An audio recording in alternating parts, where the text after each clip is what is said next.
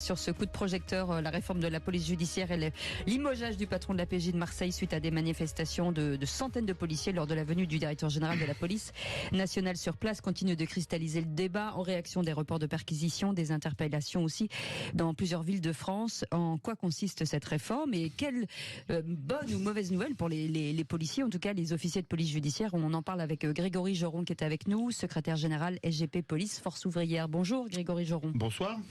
Bonsoir. Aborder tout simplement. Grégory Joron, justement pour reprendre un peu ce qu'ils évoquaient tout à l'heure, le danger c'est quoi finalement? Le danger, c'est en effet de perdre une partie d'expertise et de savoir-faire et de temps long. En fait, la grosse difficulté dans la réforme, moi je pense qu'une institution qui se réforme pas, elle se sclérose. Ça c'est pour poser le débat de manière, on va dire, pas philosophique, mais à un moment donné, je pense qu'en effet, malgré tout, la police a besoin de se réformer, c'est une réalité. Maintenant, c'est la méthode, moi, que je déplore. Premièrement, en effet, monsieur l'a dit juste avant, ça fait un moment que c'est dans les tuyaux, et tout d'un coup, ça s'accélère sans qu'on sache trop pourquoi ça s'accélère, mais surtout, au-delà de ça, ça s'accélère de la mauvaise manière. C'est-à-dire qu'il y a eu des communications assez diffuses et assez incohérentes entre ce qu'on nous vendait, nous, au niveau central et ce qui se passait dans les zones. Et c'est ce qui fait qu'aujourd'hui, malheureusement, les agents de terrain qui ont été confrontés à ces communications qui étaient incohérentes et à un endroit, on disait qu'en gros, les niveaux 3 de PJ et les antennes PJ restaient tout en l'état, et à d'autres endroits, en fait, on faisait circuler des organigrammes où elles disparaissaient. Et c'est ce qui a mis un peu le feu aux poudres. Donc même si la réforme peut entendre qu'en effet, ça fait 30 ans qu'elle est dans les tuyaux et que personne n'a osé le faire, moi j'aurais aimé qu'en même temps, dans ces tuyaux-là, on ait aussi la méthode pour la mettre en place. Parce que malheureusement, ce qui nous met dedans aujourd'hui, avant tout, c'est une question de méthode. Et d'ailleurs, un exemple frappant. Et de maladresse, Grégory, et de maladresse de Darmanin, bien sûr. Mais je reprends juste 10 secondes, vous allez comprendre. Oui.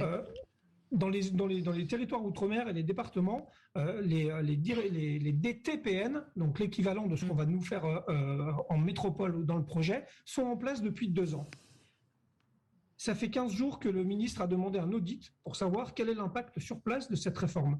Et je veux dire, si on avait fait les choses dans le bon sens, c'est avant de commencer à mettre en place des DDPN sur les métropoles, on aurait dû savoir comment ça se passait là-bas. Déjà, ne serait-ce que ça démontre qu'il y a un gros problème de méthode. Et après, on peut parler du fond. Moi, je le dis très clairement et je l'assume. Monsieur Bilger l'a dit. Moi, j'ai un problème avec le tout DDPN. Et je pense qu'en effet, à l'échelle de la PJ, il y a quelque chose à faire entre la zone et le département pour relier tout ça et éviter de s'enfermer, en effet, sur une échelle territoriale qui ne veut rien dire à l'échelle de la grande criminalité.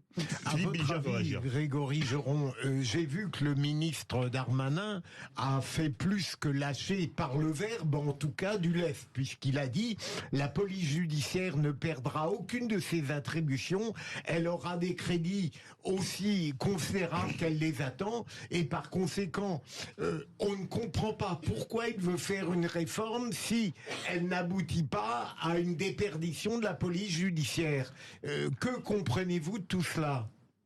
Alors, je pense qu'en fait, c'est des lignes rouges. Je pense qu'il ouvre en effet sur la question budgétaire parce que on va se le dire aussi. C'est vrai que la police judiciaire a un budget propre de fonctionnement et si on relie toute la filière investigation entièrement sur une filière nationale, malheureusement, la vraie crainte, c'est en effet de perdre ces moyens-là. Et en budget, parce que imaginez bien qu'un directeur départemental de la police nationale qui va être évalué finalement sur l'action qu'il a sur son département, parce qu'on sait bien comment ça marche, on parle de fonction publique malgré tout. C'est-à-dire que ce cadre directeur départemental va être évalué sur l'action de son périmètre. J'imagine mal, parce que c'est humain, des directeurs départementaux donner de la ressource humaine et des moyens budgétaires à des équipes pour qu'ils aillent opérer dans d'autres départements. Moi, j'y crois moyennement, voire même pas du tout. Et ça pose une vraie question, même si en effet le ministre a rassuré en disant que les offices allaient rester, les antennes allaient rester, etc. Ça reste de bons signaux d'ouverture.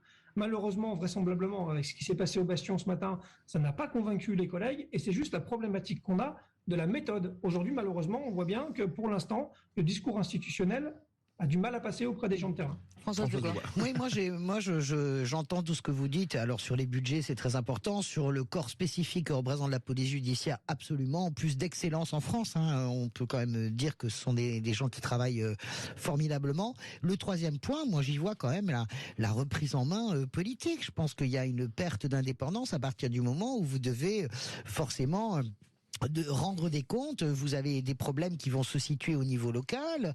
Moi, je suis étonné que dans votre discours, il n'y ait pas cet aspect-là qui me paraît le plus important. Et troisième point, comment avez-vous vécu finalement la solidarité des procureurs, assez rare quand même, en tout cas exprimée aussi publiquement, et l'éviction de Éric Arella, le patron de la PJ de Marseille?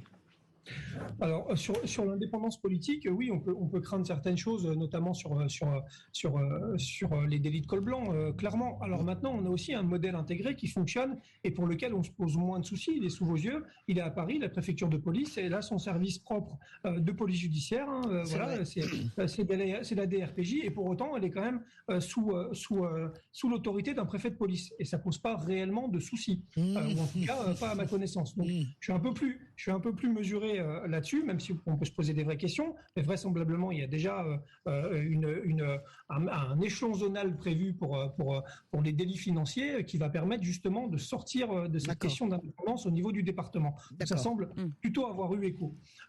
Sur la conférence des procureurs, alors oui, j'ai bien lu tout ça, et d'ailleurs vous parliez en préambule, je crois que c'est Cécile qui le disait, d'opérations qui étaient reportées. Il faut savoir que si les opérations sont reportées, c'est que la magistrature est évidemment dans la danse et qu'elle valide le fait de reporter des perquises, des portes à casser pour interpeller, etc. Donc forcément, ça pose écho. Mais j'aimerais aussi, moi, qu'on fasse attention, parce que c'est important, parce que c'est pas que la réforme de la PJ, c'est aussi la réforme de la police nationale dans son entièreté, ou quasiment.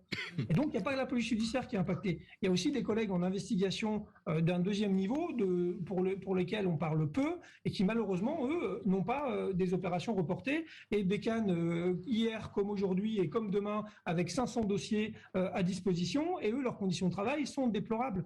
Donc en fait, j'aimerais aussi qu'on parle de ces deuxièmes niveaux d'investigation que sont les sûretés urbaines, les gages et compagnie, qui eux sont noyés dans les contentieux de masse et qui ne voient pas non plus le bout du tunnel.